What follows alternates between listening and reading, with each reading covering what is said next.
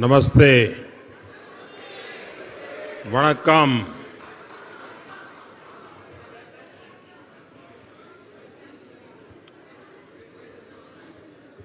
आप सबको नमस्कार।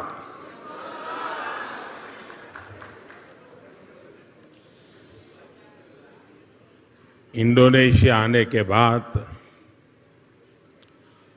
बाली आने के बाद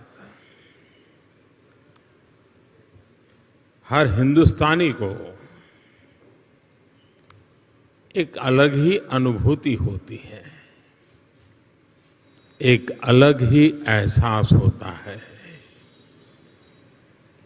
और मैं भी वही वाइब्रेशंस फील कर रहा हूं।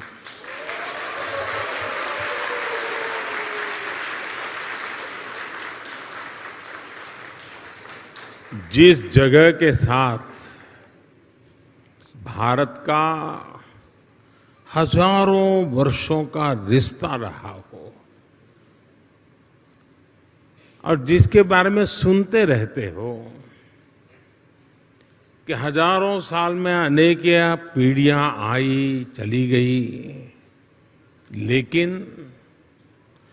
उस परंपरा को कभी ओझल नहीं होने दिया। हजारों साल से उस परंपरा को जीना, पीढ़ी दर पीढ़ी उस परंपरा को जानना और हर पल उस परंपरा से जुड़े रहना, वहां के लोग, उस धरती एक अलग ही आनंद देती है, अलग ही आनंद की अनुभूति कराती है। आप कल्पना कर सकते हैं, आज जिस समय मैं आपसे बात कर रहा हूं, हम यहां बाली में बैठे हैं, बाली की परंपराओं के गीत गा रहे हैं। उसी समय जब मैं आपसे बात कर रहा हूं, इसी पल बाली से 1500 किलोमीटर दूर भारत के कटक शहर में महानदी के किनारे बाली यात्रा का महोत्सव चल रहा है, जिसे बाली यात्रा कहते हैं।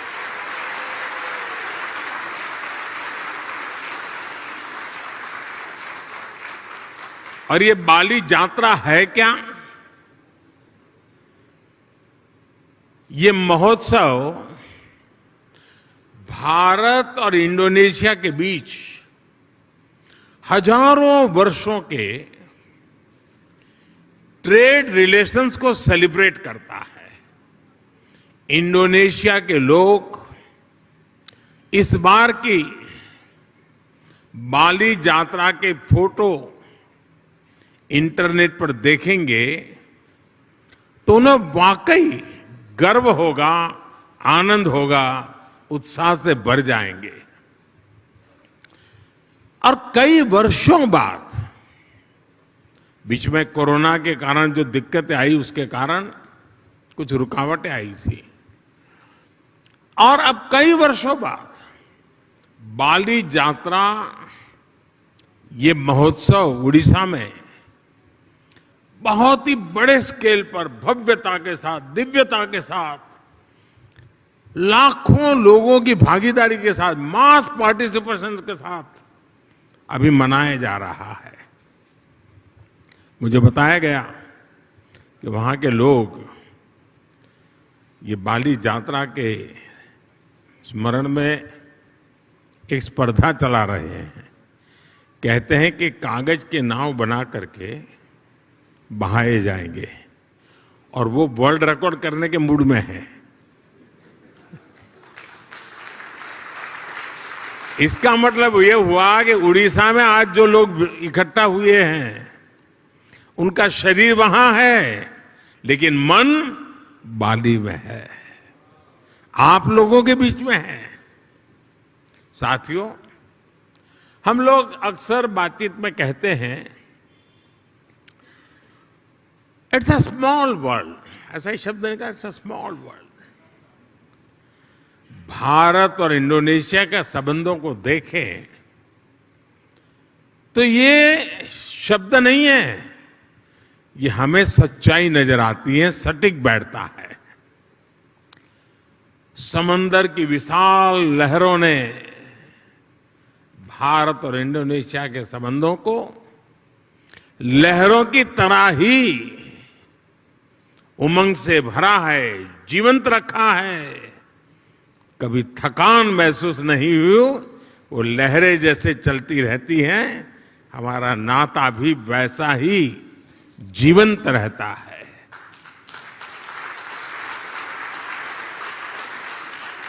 एक समय था जब कलिंग, मेदांग जैसे साम्राज्यों के माध्यम से भारत का दर्शन, भारत की संस्कृति इंडोनेशिया की धरती तक पहुंची।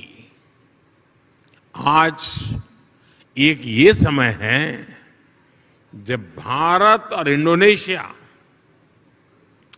21वीं सदी में विकास के लिए एक दूसरे के साथ कंधे से कंधा मिलाकर काम कर रहे हैं। इंडोनेशिया की जमीन ने भारत से आए हुए लोगों को प्यार से एक्सेप्ट किया, उन्हें अपने समाज में सम्मिलित किया। इसी वजह से आज आप सभी इंडोनेशिया के विकास और समृद्धि में अपना योगदान दे रहे हैं। हमारे बहुत सिंधी परिवार यहां रहते हैं और भारत से आए हुए हमारे सिंधी परिवार के भाई बहनों ने यहां के टेक्सटाइल सेक्टर में, स्पोर्ट्स गुड सेक्टर में, इतना ही नहीं, फिल्म और टीवी इंडस्ट्री में भी काफी कुछ कंट्रीब्यूट किया है। गुजरात से जुड़े हुए काफी लोग यहां हैं। जेम्स, डायमंड्स, माइंस, इवन खेती, किसानी, उसमें भी वो लोग नजर आते हैं।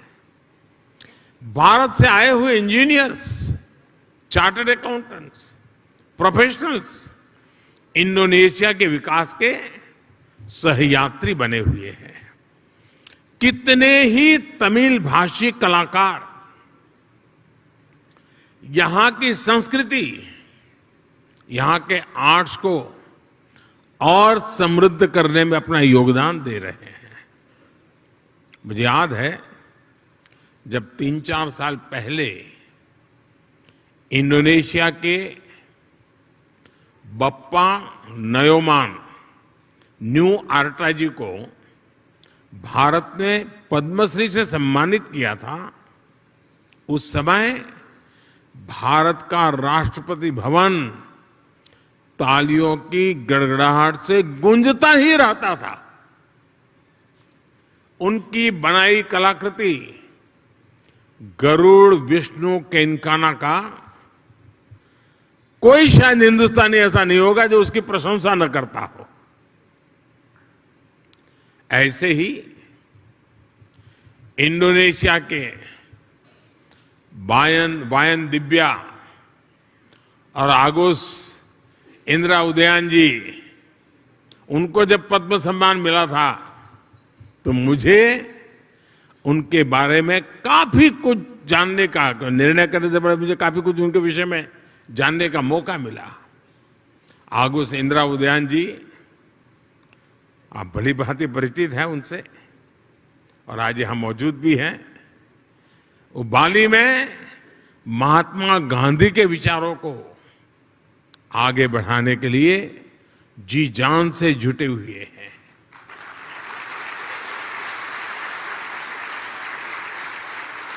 मैंने कहीं उनका एक इंटरव्यू देखा था,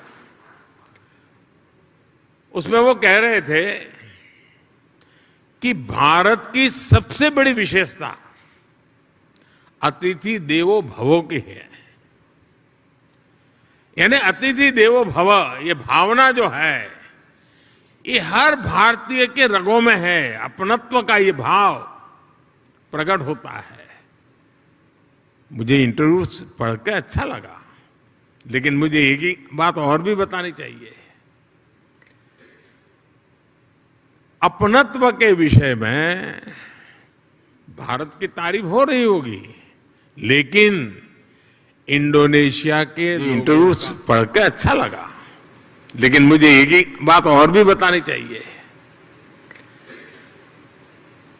अपनत्व के विषय में भारत की तारीफ हो रही होगी, लेकिन इंडोनेशिया के लोगों का भी अपनत्व कम नहीं है।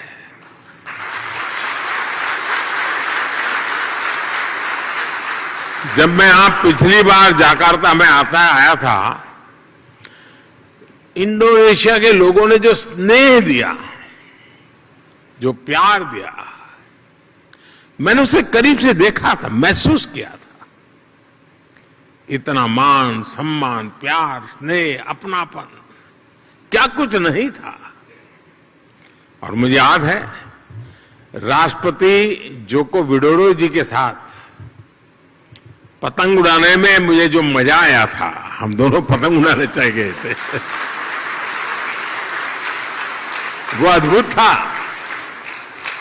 और मेरी तो गुजरात में संक्रांति पर पतंग उड़ाने की बड़ी ट्रेनिंग रही है। और मुझे पता है, यहां इंडोनेशिया में भी संक्रांति पर खूब पतंग उड़ाई जाती है। यहां पास में, और ऐसा नहीं है कि भारत और इंडोनेशिया का साथ सिर्फ सुख का है, आनंद का है, अच्छा है तब नाता है, ऐसा नहीं है। हम सुख दुख के साथी हैं। अगर सुख में साथी हैं, तो हम दुख में भी उतने ही साथी हैं। हम सुख दुख में एक दूसरे के सुख दुख को बांटने वाले लोग हैं।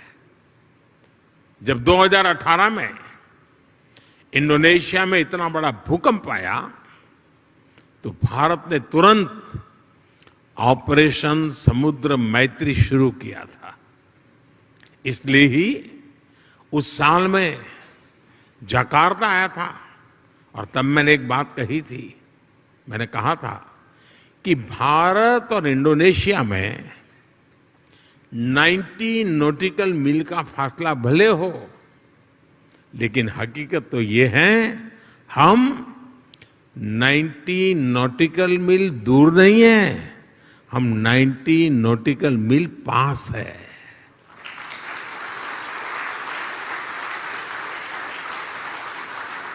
साथियों, जीवन के पग पग पर, क्षण क्षण में ऐसा कितना कुछ है जिससे भारत और इंडोनेशिया ने मिलकर के अब तक सहज कर रखा है।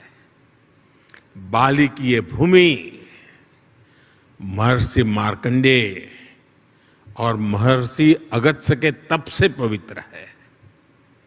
भारत में अगर हिमालय है, तो बाली में आगुंग पर्वत है। भारत में अगर गंगा है, तो बाली में तीर्था गंगा है। हम भी भारत में हर शुभ कार्य का श्री गणेश करते हैं। यहां भी श्री गणेश घर घर विराजमान है। सार्वजनिक स्थानों पर शुभता फैला रहे हैं। पूर्णिमा का व्रत, एकादशी की महिमा, त्रिकाल संध्या के जरिए सूर्य उपासना की परंपरा, मां सरस्वती के रूप में ज्ञान की आराधना, अनगिनत चीजें हम कह सकते हैं। ऐसी बहुत सी बातें हैं जो हमें जोड़े रखती हैं, जोड़ती रहती हैं। बाली का जन जन महाभारत की गाथाओं के साथ बड़ा होता है। और मैं तो द्वारकाधीश भगवान कृष्ण की धरती गुजरात से यहां पला बड़ा हूं। मेरा तो जीवन वहीं बीता हुआ है। बाली के लोगों की जैसी आस्था महाभारत के लिए है, भारत में लोगों की वैसी आत्मीयता बाली के लोगों के लिए भी है। आप यहां पर भगवान विष्णु और भगवान राम की आराधना करते हैं, और हम जब भारत में भगवान राम की जन्मभूमि पर भव्य राम मंदिर की नींव रखी जाती है, तो इंडोनेशिया की रामायण परंपरा को भी गर्व से याद करते हैं।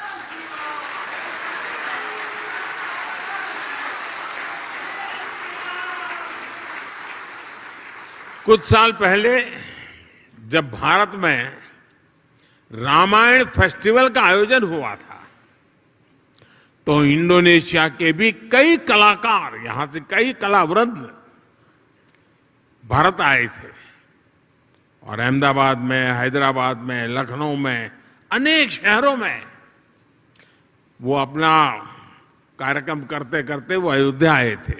उनका आखिरी समापन कार्यक्रम अयोध्या में हुआ था और बहुत वाहवाही हुई थी। हिंदुस्तान में जहां गए अखबार भरे पड़े रहते थे। भाइयों और बहनों, बाली में ऐसा शायद ही कोई व्यक्ति होगा जिसकी अभिलाषा नहीं होगी कि अपने जीवन में एक बार अयोध्या या द्वारिका के दर्शन न करे, ऐसा शायद कोई भी इंसान नहीं होगा। भारत में भी लोग प्रम्बानन मंदिर और गरुड़ विष्णु केनकाना की भव्य प्रतिमा के दर्शन करने के लिए बहुत ही इच्छुक रहते हैं।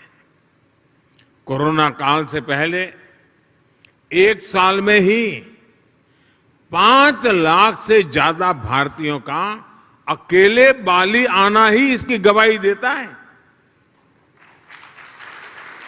साथियों, जब विरासत साझा होती है, जब मानवता के प्रति आस्था समान होती है, तो प्रगति के लिए भी समान रास्ते बनते जाते हैं।